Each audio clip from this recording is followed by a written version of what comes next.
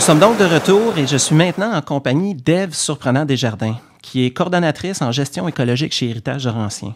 J'ai demandé à Ève de venir faire un tour, nous rencontrer régulièrement à l'émission, afin que l'on puisse ensemble discuter sur les observations intéressantes qui se produisent de semaine en semaine dans la région environnante, dont tout particulièrement au Parc des Rapides.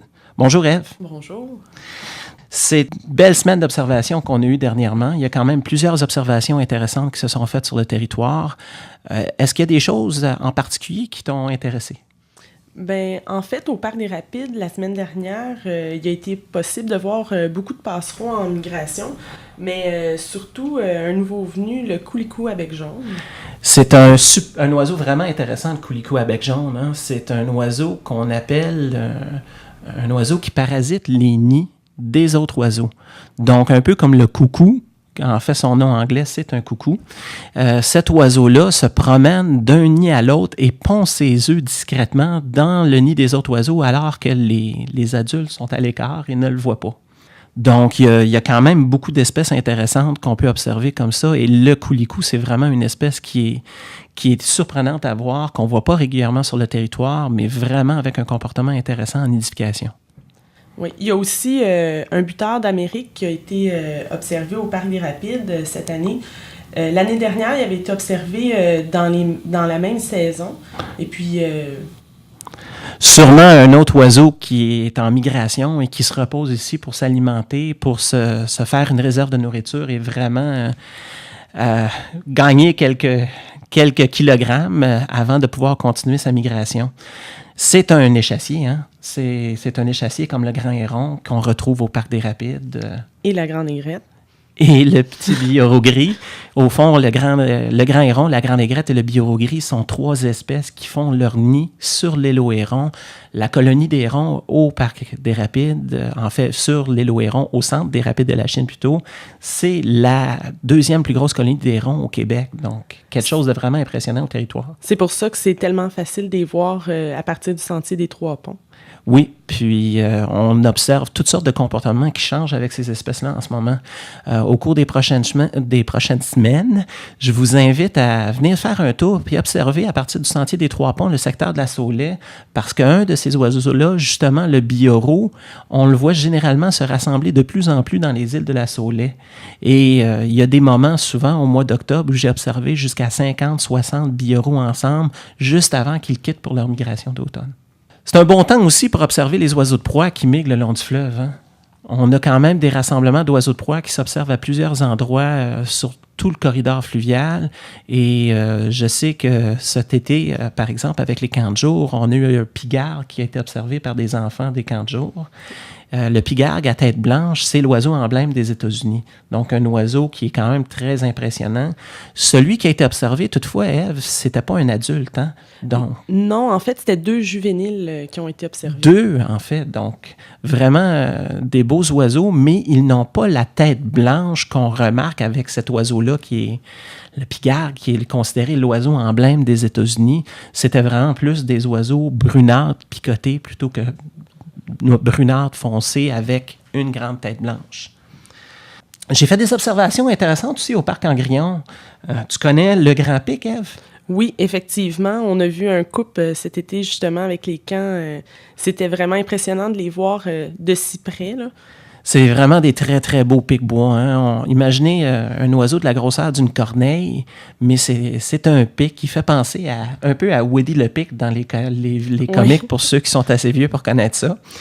Et c'est un très, très bel oiseau, impressionnant à observer, et vraiment une belle observation qu'on voit assez régulièrement au Parc Angrillon. Si vous avez une chance...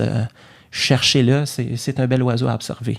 Il y a d'autres oiseaux aussi dernièrement qu'on voit au Parc Angrillon, des beaux oiseaux rouges, je crois. Oui, comme les cardinales rouges qu'on voit souvent dans quelques cèdres en particulier. J'ai justement j'ai eu une conversation avec une résidente de la rue Baxter à La Salle qui me mentionnait que sur sa clôture, dans sa cour, il y a des vignes et qu'au travers de sa vigne, il y avait eu cette année 3 nids de cardinales rouges. Le cardinal rouge, c'est un oiseau qui est quand même, contrairement à beaucoup des autres oiseaux, c'est un oiseau qui reste ici l'hiver.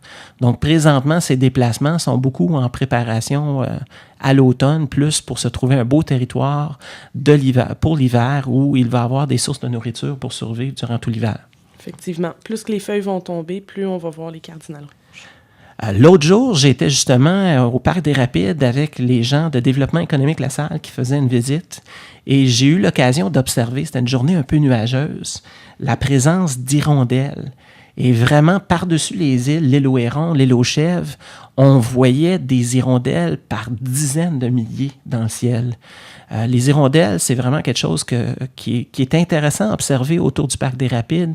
Au mois de septembre surtout, le lendemain, j'en ai pas observé. Fait que je ne sais pas si avec les journées pluvieuses qu'on annonce ce mercredi, aujourd'hui, le jeudi, si on va peut-être les observer encore. Parce qu'une des choses, c'est que les hirondelles, on a remarqué que souvent, elles sont observées quand il fait moins beau sur le fleuve.